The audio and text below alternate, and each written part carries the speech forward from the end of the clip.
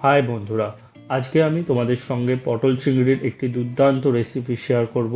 তো চলো দেখি পটল চিংড়িটা কী কী দিয়ে তৈরি হচ্ছে আর কীরকমভাবে তৈরি করছি। তো চলো দেখে নিই। ও হ্যাঁ, আমি আশিস আর তোমরা দেখছো কলকাতা বাংলা। তো চলো দেখতে থাকি। প্রথমে একটা কড়াতে তেল গরম করে নেবো। তেলটা গরম করে নিয়ে এর মধ্যে আমরা দিয়ে দেবো আগে থেকে কেটে রাখা পটল, যেগুলোতে নুন হলুদ মাখানো রয়েছে। তো পটলগুলো আগে দিয়ে দিলাম তেলের মধ্যে, দিয়ে দিচ্ছি।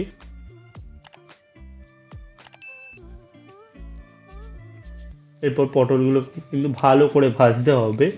তো পটলগুলোকে ভেজে নিতে হবে, ভালো করে ভেজে নিচ্ছি।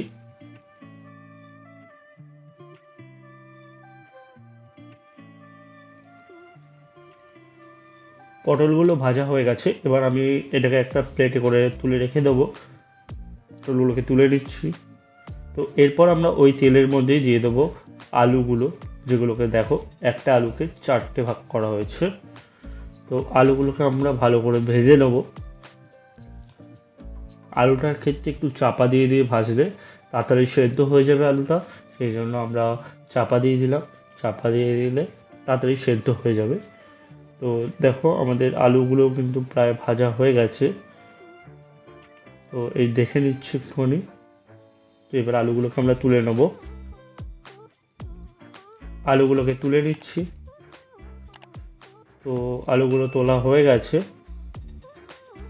এবার আমরা ওই তেলের মধ্যে দিয়ে দেবো চিংড়ি মাছগুলো। দেখে নাও, চিংড়ি মাছগুলো কিন্তু আগে দিন নুন হলুদ মাখিয়ে রেখেছিল। তো এবার চিংড়ি মাছগুলো দিয়ে দিলাম। চিংড়ি মাছগুলোকে কিন্তু বেশিক্ষণ ভাজলে চলবে না। চিংড়ি মাছগুলোকে জাস্ট 10 থেকে 15 সেকেন্ড ভাজলে কিন্তু হয়ে যাবে। তো আমরা একটু ভেজে নিচ্ছি। তো দেখো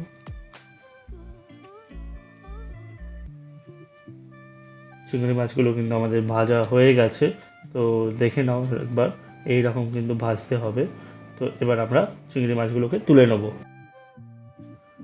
চিংড়ি মাছগুলোকে তুলে নিচ্ছি প্লেটের মধ্যে। আর এই দেখো, এখানে রয়েছে চিংড়ি মাছ ভাজা, আলু ভাজা এবং পটল ভাজা। এবার আমরা ওই তেলের মধ্যে দিয়ে দেবো 4টে এলাচ, 2টো দারুচিনি এবং 8টা লবঙ্গ। দিয়ে দিলাম একটা তেজপাতা আর একটা শুকনো লঙ্কা, দিয়ে ভালো করে নাড়িয়ে নেব। এরপর আমরা এর মধ্যে দিয়ে দেবো আগে থেকে কেটে রাখা 2টো মাঝারি সাইজের পেঁয়াজ। তো দিয়ে ভালো করে একটু পেঁয়াজটাকে ভেজে নিতে হবে। তো ভেজে নিচ্ছি পেঁয়াজটাকে। এক্ষেত্রে আমরা একটু চাপা দিয়ে দিয়ে ভাজবো, যাতে তাড়াতাড়ি পেঁয়াজটা সেদ্ধ হয়ে যায়। তো দেখো পেঁয়াজটা একটু ভাজা হয়ে গেলেই আমরা এর মধ্যে দিয়ে দেবো আগে থেকে কেটে রাখা একটা মাঝারি সাইজের টমেটো। টমেটোটা দিয়ে ভালো করে মিশিয়ে নিয়ে এটাকে আমরা কিন্তু আবার চাপা দিয়ে দেবো, যাতে টমেটোটা তাড়াতাড়ি সেদ্ধ হয়ে যায় এবং গলে যায়।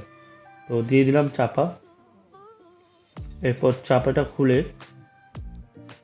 আমরা টমেটোগুলোকে একটুখানি খুন্তিটা দিয়ে ভালো করে স্ম্যাশ করে নেবো, যাতে তাড়াতাড়ি গলে যায় টমেটোগুলো।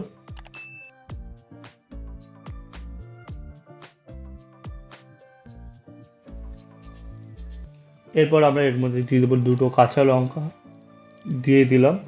আর দিয়ে দেবো স্বাদ মতো নুন, দিয়ে এটাকে ভালো করে মিশিয়ে নিয়ে আমরা কিন্তু আবার চাপা দিয়ে দেবো। নুনটা দিলাম যাতে তাড়াতাড়ি এটা গলে যায়, সেই জন্য। তো দেখো অনেকটাই কিন্তু হয়ে গেছে। এরপর আমরা এর মধ্যে দিয়ে দেবো 1 চামচ আদা রসুন বাটা, দিয়ে ভালো করে এটাকে মিশিয়ে নিয়ে একটু ভেজে নিতে হবে। ভেজে নিচ্ছি। ওগুলো ভাজা হয়ে গেলেই এর মধ্যে আমরা দিয়ে দেবো 1 চামচ লঙ্কা গুঁড়ো, 1 চামচ হলুদ গুঁড়ো, 1 চামচ জিরে গুঁড়ো এবং 1 চামচ ধনে গুঁড়ো, দিয়ে সব কিছু মশলাগুলোকে ভালো করে মিশিয়ে নিতে হবে। মিশিয়ে নিচ্ছি। এই পর্যায়ে কিন্তু মশলাটাকে ভালো করে কষাতে হবে। মশলাগুলো যেন কাঁচা গন্ধ না বেরোয়, সেই জন্য ভালো করে কষিয়ে নিতে হবে মশলার একদম কাঁচা গন্ধটা চলে যাওয়া পর্যন্ত। তো আমাদের কিন্তু কষানো হয়ে গেছে। তো এবার আমি এখানে পরিমাণ মতো জল দিয়ে দিলাম। জলটা দিয়ে ভালো করে নেড়ে আমরা এটাকে চাপা দিয়ে দেবো। যতক্ষণ না ফুটছে ততক্ষণ চাপা দেওয়া থাকবে। তো এই দেখো গ্রেভিটা কিন্তু ফুটে গেছে। তো আমরা এবার চাপাটা খুলে নেব। দেখতেই পাচ্ছ গ্রেভিটা কিন্তু ফুটছে।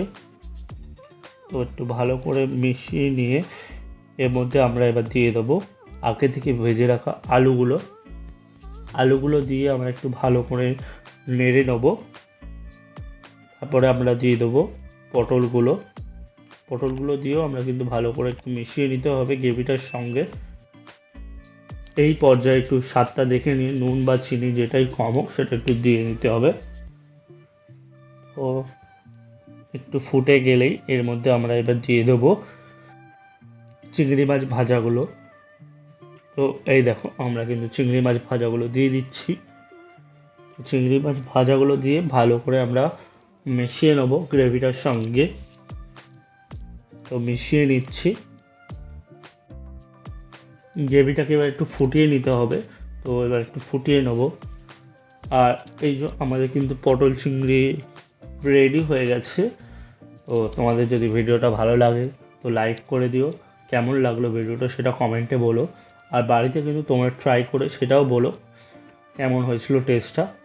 ঠিক আছে, আর বন্ধুদের সঙ্গে শেয়ার করে দিও এরকম ভিডিও। এরপরে আমরা এর মধ্যে দিয়ে দেবো 1 চামচ ঘি আর 1 চামচ গরম মশলা দিয়ে একটু ফুটিয়ে নিলে কিন্তু আমাদের পটল চিংড়ি রেডি। তো তোমাদের এরকম নতুন নতুন ভিডিও দেখার জন্য চ্যানেলটাকে সাবস্ক্রাইব করে দিতে হবে আর পাশে থাকা বেল আইকনটাকে ক্লিক করে দিতে হবে যাতে তোমাদের কাছে সবার আগে নোটিফিকেশানটা যায়। তো দেখো পটল চিংড়ি কিন্তু একদম রেডি। তো দেখা হচ্ছে নতুন একটা ভিডিওতে। ততক্ষণের জন্য টাটা, বাই বাই।